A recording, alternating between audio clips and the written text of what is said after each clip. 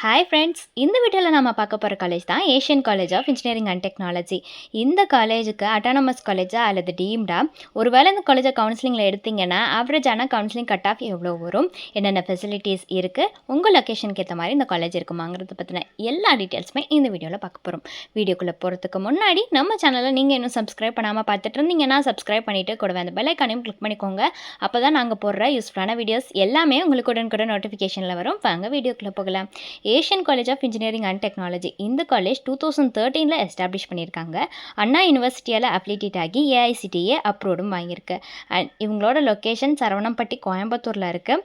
என்னென்ன ஃபெசிலிட்டிஸ்லாம் இந்த காலேஜில் அவைலபிளாக இருக்குன்னு பார்த்தீங்கன்னா auditorium, computer lab, hostel, lab facilities, library, medical, ஸ்போர்ட்ஸ்னு இந்த ஃபெசிலிட்டிஸ் எல்லாமே இருக்குது. அண்ட் இந்த காலேஜை நீங்கள் கவுன்சிலிங்கில் எடுக்கிறீங்கன்னா ஆவரேஜான கவுன்சிலிங் கட் ஆஃப் இவ்வளோ வருதுங்கிறத பற்றி பார்க்கலாம். Branches wise cut off change ஆகும். இது வெறும் ஆவரேஜான கட் ஆஃப் தான். ஓசி கேட்டகரிக்கு 88லேருந்து 134 இந்த கட் ஆஃப் ரேஞ்சுக்குள்ளே வரும்.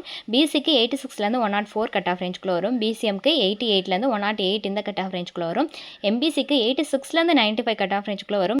எஸ்சிக்கு 87லேருந்து 114 கட் ஆஃப் ரேஞ்சுக்குள்ளே வரும். எஸ்சிஏக்கு 99லேருந்து 116 கட் ஆஃப் ரேஞ்சுக்குள்ளே வருங்க இந்த காலேஜுக்கு. ஸோ உங்களுக்கு இந்த காலேஜுக்கு அட்மிஷன் கைடன்ஸ் தேவைப்படுச்சுன்னா ஸ்க்ரீனில் தெரியிற நம்பருக்கு வாட்ஸ்அப் ஆர் கால் பண்ணலாம். தேங்க்யூ.